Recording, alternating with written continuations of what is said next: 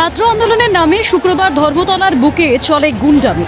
পুলিশকে উদ্দেশ্য করে সমানে চলে ইট পাটকেল, এমনকি জলের বোতল থেকে জুতো পর্যন্ত ছোড়া হয়।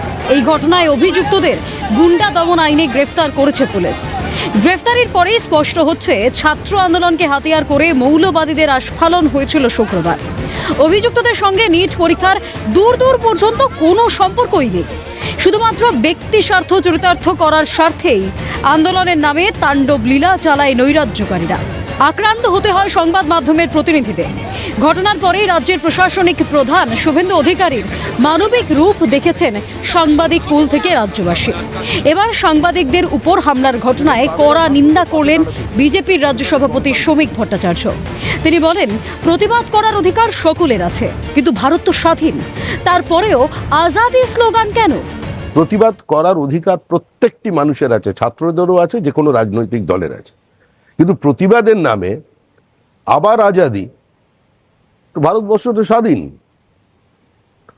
আবার কি ওরা কাশ্মীরে 370-35 ফিরিয়ে আনতে চাইছেন? কাশ্মীর মাঙ্গে আজাদি, ভারত তেরি টুকরে হোঙ্গে।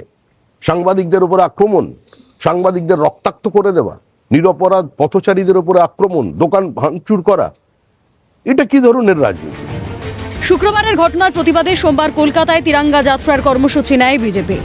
এই কর্মসূচির কারণ ব্যাখ্যা করতে গিয়ে শ্রমিক বলেন, আন্দোলনকারীদের প্রকৃত চেহারা মানুষের সামনে তুলে ধরা প্রয়োজন।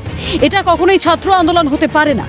এদের প্রকৃত চেহারা মানুষের সামনে তুলে ধরতে এবং মানুষকে এটা বোঝাতে যে আপনাদের বাড়ির ছোট ছোট ছেলে মেয়েদের এদের থেকে দূরে রাখুন। সেদিন যেটা হয়েছিল সেটা আর যাই হোক, কোনো ছাত্র আন্দোলন ছিল না।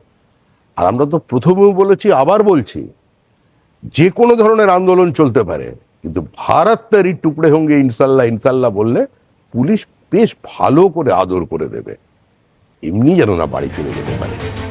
শুক্রবারের আন্দোলন যে ছাত্র আন্দোলন নয়, তা এখন দিনের আলোর মতো স্পষ্ট। অপরাধীরাও তো বলছে উস্কানি দিতেই এই ঘটনা, কিন্তু প্রশ্ন উঠছে, এই ঘটনার পেছনে কাদের মদত রয়েছে? কাদের উস্কানিতে আস্ফালন দেখানোর সাহস পেল দুর্বৃত্তরা?